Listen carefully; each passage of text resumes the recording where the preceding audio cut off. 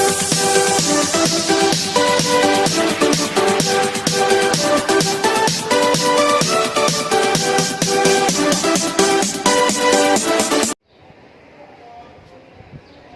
Students, अभी तक हम लोगों ने कैटालिस्ट और कैटालिसिस की स्टडी किया था। आज नेक्स्ट टॉपिक हम लोग स्टार्ट करते हैं कोलाइडल स्टेट का। और कोलाइडल स्टेट का आज पार्ट फर्स्ट हम लोग स्टडी करेंगे। पार्ट फर्स्ट में हम लोग सबसे पहले पढ़ते हैं एंशिएंट थ्योरी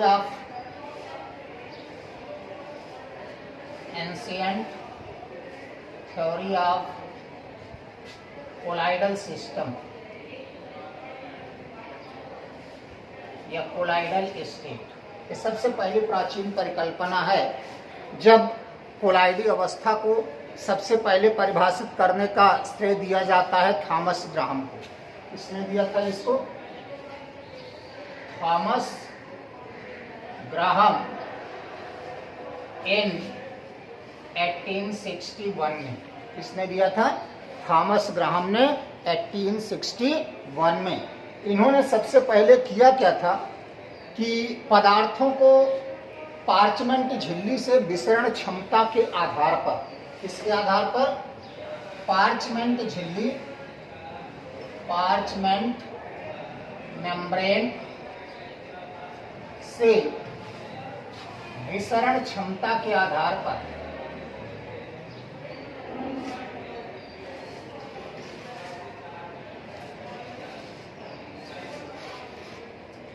दो वर्गों में विभाजित किया था। थॉमस ग्राहम ने 1861 में पदार्थों को पार्चमेंट मेम्ब्रेन से विसरण क्षमता के आधार पर दो वर्गों में विभाजित किया था। सबसे पहला ग्रुप है जिसको हम कहते हैं क्रिस्टलाइट्स, या इसको हम कहते हैं क्रिस्टलाब। और दूसरा वर्गीकरण होता है या दूसरा पार्ट इसका है जिसको हम कहते हैं कोलाइड्स। इसको हम हिंदी में भी कहते हैं कोलाइड। अब कौन से पदार्थ क्रिस्टलाब होते हैं, कौन से पदार्थ कोलाइड होते हैं, इसका आधार इन्होंने बताया कि जो पदार्थ पार्चमेंट मेम्ब्रेन से, पार्चमेंट मेम्ब्रेन से शीघ्रता से विसरित हो जाते हैं, शीघ्रता से विसरित हो जाते हैं, उनको हम कहते हैं क्रिस्टलाब। तो क्रिस्टलाब क्या होता है? जो पदार्थ पार्चमेंट झिल्ली से शीघ्रता से विसरित हो जाते हैं उनको हम कहते हैं क्रिस्टलाब। जैसे इसका एग्जाम्पल है शुगर, सोडियम क्लोराइड, ये सभी पदार्थ पार्चमेंट झिल्ली द्वारा आसानी से विसरित हो जाते हैं, इसलिए इनको हम कहते हैं क्रिस्टलाइड। जबकि जो पदार्थ पार्चमेंट झिल्ली से, पार्चमेंट मेम्ब्रेन से आसानी से विसरित नहीं होते, आसानी से विसरित नहीं होते, कोलाइड्स कहलाते हैं, कोलाइड्स कहलाते हैं। जैसे इसका एग्जाम्पल है ग्लू, गोंद, स्टार्च, जिलेटिन एक्सेट्रा। ये सभी पदार्थ जो होते हैं ये पार्चमेंट झिल्ली से विसरित नहीं होते। तो बच्चों देखो कि प्राचीन परिकल्पना कोलाइडल स्टेट की या कोलाइडल प्रावस्था की किसने दिया था? थॉमस ग्राहम ने 1861 में। किसके आधार पर इन्होंने पदार्थों का वर्गीकरण किया था? पार्चमेंट मेम्ब्रेन से विसरण क्षमता के आधार पर। विसरण क्षमता के आधार पर पदार्थों को इन्होंने दो वर्गों में विभाजित किया। पहला क्रिस्टलाम और दूसरा कोलाइड्स। जो पदार्थ पार्चमेंट मेम्ब्रेन से शीघ्रता से विसरित हो जाते हैं उनको हम क्रिस्टलाम कहते हैं, जैसे शुगर और सोडियम क्लोराइड का जलीय विलयन। जो पदार्थ पार्चमेंट मेम्ब्रेन से आसानी से विसरित नहीं होते हैं उनको हम कोलाइड्स कहते हैं, जैसे ग्लू, स्टार्च, जिलेटिन। इन सभी पदार्थों के विलयन आसानी से विसरित नहीं होते हैं। तो ये इतना दूसरा वर्गीकरण हम लोग देखते हैं कि इसके आधार पर फिर से कैसे हम वो करते हैं।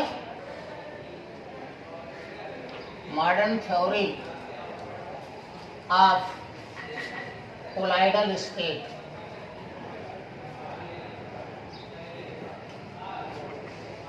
कोलाइडल स्टेट की आधुनिक परिकल्पना या आधुनिक सिद्धांत, और आधुनिक सिद्धांत दिया था विल्हेल्मी ने।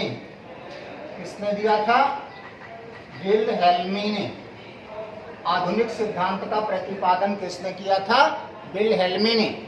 और विल्हेल्मी ने कणों की साइज के आधार पर, पदार्थ के कणों की साइज के आधार पर पदार्थों को इन्होंने 3 वर्गों में विभाजित किया। कितने वर्गों में विभाजित किया? 3 वर्गों में। इसका पहला वर्गीकरण है जिसको हम कहते हैं ट्रू सॉल्यूशन। ट्रू सॉल्यूशन या वास्तविक विलयन। ट्रू सॉल्यूशन या वास्तविक विलयन। दूसरा है कोलाइडल सॉल्यूशन,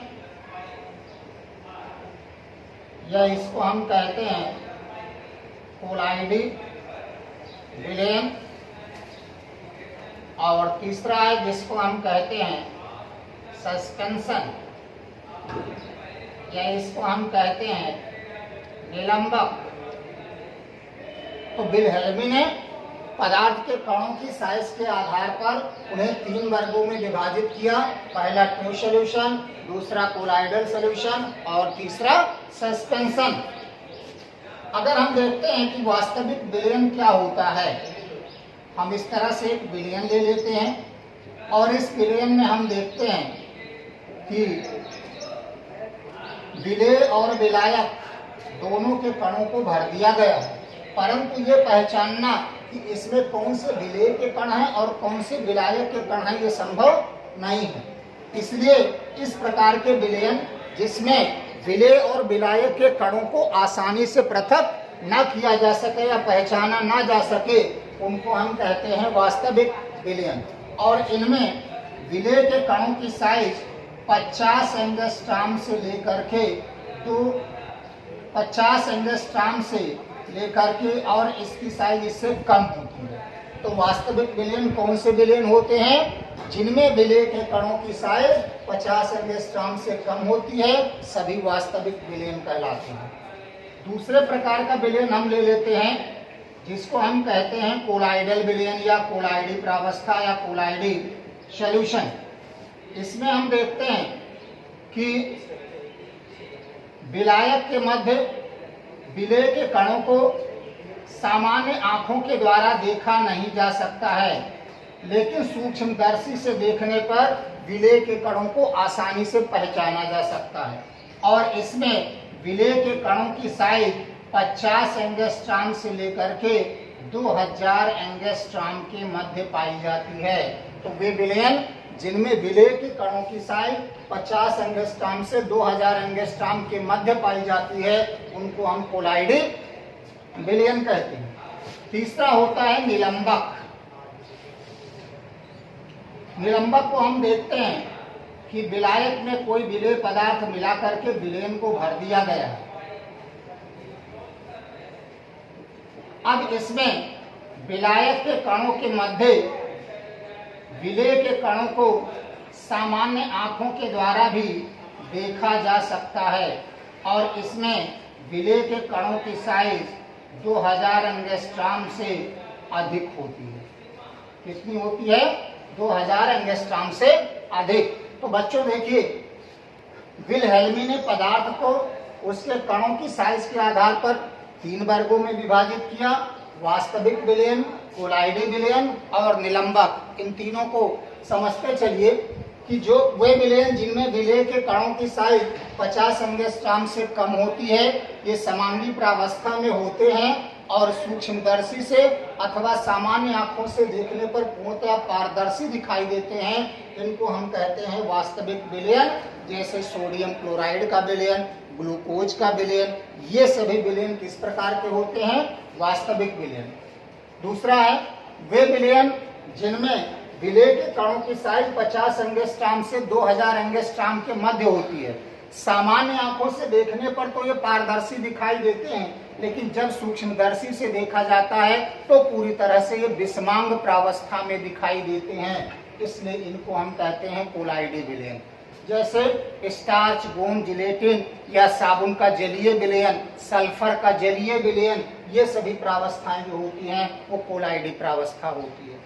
तीसरा है सस्पेंशन या निलंबक, वे विलयन जिनमें विलेय के कणों की साइज को सामान्य आंखों द्वारा भी देखा जा सकता है, अर्थात विलेय के कण आकार में बड़े होते हैं और इनकी साइज 2000 एंगस्ट्रॉम से भी अधिक होती है। जैसे रेत का पानी में विलयन, जब रेत के कणों को पानी में मिलाया जाता है तो सामान्य आंखों के द्वारा भी रेत को आसानी से देखा जा सकता है। तो ये विलयन का आधुनिक वर्गीकरण था।